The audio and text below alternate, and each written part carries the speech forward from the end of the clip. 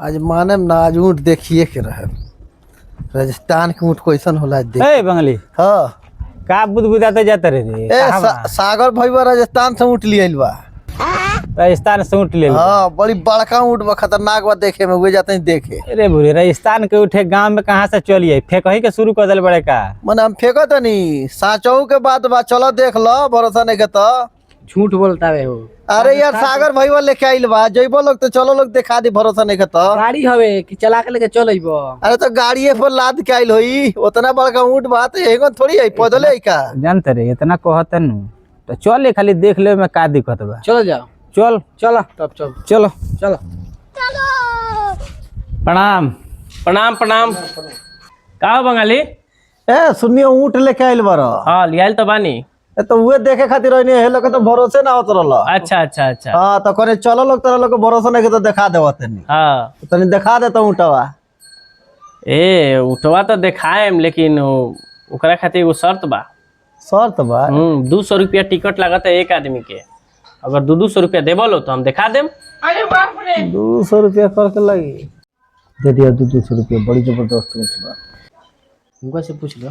कहो 200 रुपया करके कहता। तो 200 लागत है। एगो बात बता, 200 रुपया लागत है तो यही जी गाँव ही देखे के मिल जाता है ना, तो देखे खातिर राजस्थान न जाए के पड़ी। हाँ बड़ा जबरदस्त ऊँट लेके आइल बा, वैसे कहता नहीं दे दिया। छोड़ बोली 200 रुपया में का दे 200 रुपया चल के देख लिया यही जी। है दे 200 रुपया तो दियाओ दो लोग हो। 200 रुपया दो लोग।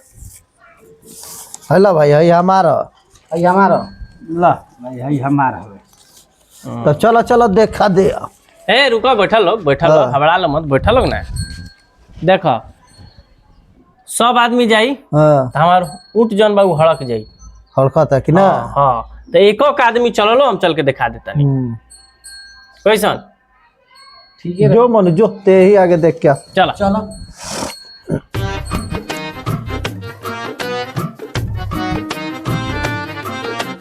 देख ले मनु। हाँ हम तो देखिए लेनी, लेकिन अब तू लोग जाता रहो, जाके देख लो। जाओ तू देख के आओ। हम जाए देख के हाँ जा देख के आओ। चलो भैया चलो। चलो दिखाओ।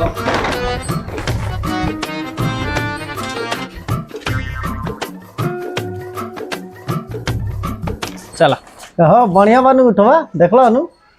हाँ हम तो देखे नहीं अब जा तू ही देखिए वो ठीक बा। तो बारी बढ़ ले बा जा देख। चलो चलो चलो चलो। हाँ चलो। आ एगो बात सुन लो, बता देता नहीं। जे एक बाप का औलाद रही ओकरे ऊ ऊँट दिखाई दी, आ जे एक बाप का औलाद ना रही ओकरा ऊ बकरी दिखाई दी। चलो आगे जई हो, एगो जनरेटर बा, आ जनरेटर के लगे बेरही बा, आ बेरही के लगे ऊँटवा बांधल बा। ठीक बा चलो जा देख के हमें जीवानी। ऐसे कैसे हो सकता है कि जे एक बाप के रही ओकरे नजर आई ऊँट ना तो ना नजर आई।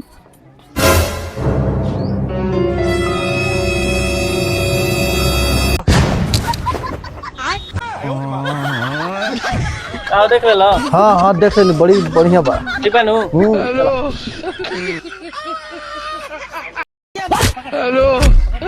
चलो तो देख ले लो लोग, और केहू होई तो भेज दिया लोग है कैसन। ठीक बा। चलो चलो बाबू चलो।